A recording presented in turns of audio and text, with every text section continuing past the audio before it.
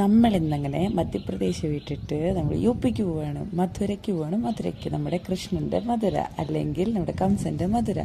അപ്പോൾ നമ്മൾ ട്രെയിനിനാണ് പോകുന്നത്. ഞങ്ങളെല്ലാവരും റെഡിക്കായിട്ട് നൈസായിട്ട് പോവാണ്.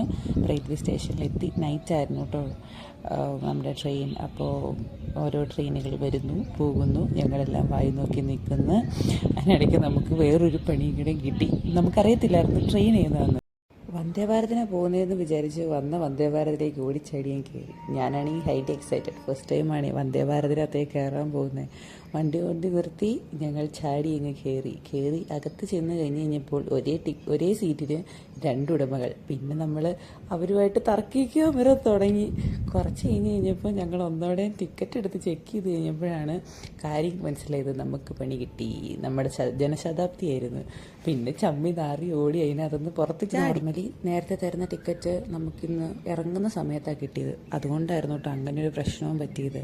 പിന്നെ വന്ദേ ഭാരതൊക്കെ നമുക്ക് യൂഷ്വലി ബുക്ക് ചെയ്ത് തരുന്നതായതുകൊണ്ടും നമ്മൾ അങ്ങനെ അങ്ങ് വിശ്വസിച്ചു. പിന്നെ നെക്സ്റ്റ് ട്രെയിൻ നമ്മുടെ ആയിരുന്നു. ട്രെയിൻ വന്നു, ജനശതാബ്ദിക്ക് നമ്മൾ കയറി.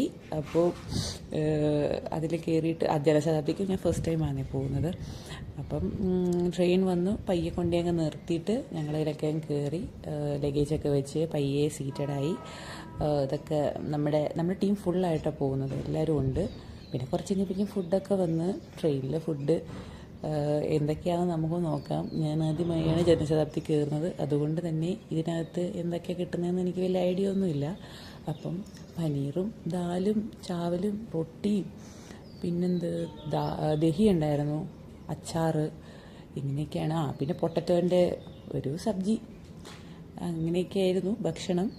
പിന്നെ എല്ലാം ഒന്നും എനിക്ക് ഇഷ്ടപ്പെട്ടില്ല. ഞാനാകെ റൊട്ടിയും കുറച്ച് പനീറൊക്കെ കഴിച്ച്. പിന്നെ ക്വാർട്ടേഴ്സിലൊക്കെ നിൽക്കുന്നവർ ഫുഡൊക്കെ കൊണ്ടുവന്നായിരുന്നു. പിന്നെ അവരുടെ കയ്യിൽ നിന്ന് അവിടുന്ന് ഇവിടുന്നൊക്കെ കഴിച്ച് സെറ്റാക്കി. യൂഷ്വലി ഒന്ന് നോർത്ത് ഇന്ത്യ ഫുഡും മാത്രമല്ല ട്രെയിനിലേയും കൂടെ ആയതുകൊണ്ട് ഭയങ്കര ശോകവും കൂടിയാണ്. അപ്പോൾ പിന്നെ പറയേണ്ട കാര്യമില്ലല്ലോ അങ്ങനെ. അപ്പോൾ നമ്മൾ ഒരു മാരത്തോണ് വേണ്ടിയിട്ടാണ് കേട്ടോ പോകുന്നത്. മാരത്തോണ് ഫസ്റ്റ് ടൈമാണ് ഞാൻ ഓടാൻ പോകുന്നത്. അതുകൊണ്ട് എന്താകും അവസ്ഥ എന്നറിയത്തില്ല. 10 കിലോമീറ്ററും 5 കിലോമീറ്ററും 3 കിലോമീറ്ററിൻ്റെ ഒക്കെയാണ്. നമ്മളിതിൽ ഏതാ ഓടേണ്ടതെന്നുള്ള പിടുത്തവും എനിക്ക് കാര്യമായിട്ടില്ല. അപ്പം അങ്ങനെ പോവുകയാണ്.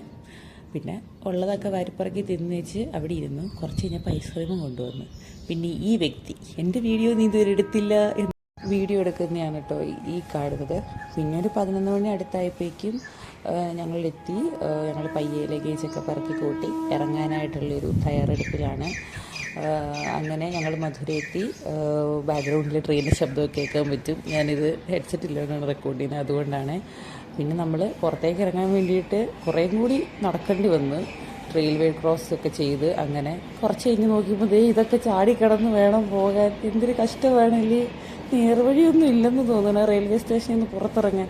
അവസാനം ഈ പെട്ടിയും വട്ടിയൊക്കെ എടുത്ത് പാസ് ചെയ്ത് കൊടുത്ത് നമ്മൾ പുറത്തിറങ്ങി. നമ്മൾ പിന്നെ ബസ്സിലൊക്കെ കയറി നമ്മൾ പോവുകയാണ്. അപ്പോൾ അങ്ങനെ നമ്മൾ മധുരയ്ക്ക് എത്തി. ഇനി 2 ദിവസത്തേക്കും മധുര വിശേഷങ്ങളായിരിക്കും ഉണ്ടാവുക. അങ്ങനെ നമ്മൾ താമസിക്കുന്ന സ്ഥലത്തൊക്കെ എത്തി കേട്ടോ. അത് കഴിഞ്ഞ് പിന്നെ ഒത്തിരി ലേറ്റ് ആയില്ലേ, ഉറക്ക ക്ഷീണമൊക്കെ ഉണ്ടായിരുന്നു, കുറച്ച് ട്രാവൽ ചെയ്തതല്ലേ. അങ്ങനെ പിന്നെ ഞങ്ങൾ ഫ്രഷായിട്ട് നൈസായിട്ട് ഇങ്ങനെ കിടന്നങ്ങ് ഉറങ്ങി. അപ്പോൾ ബാക്കി വിശേഷങ്ങൾ നാളെ കാണാം. ബൈ.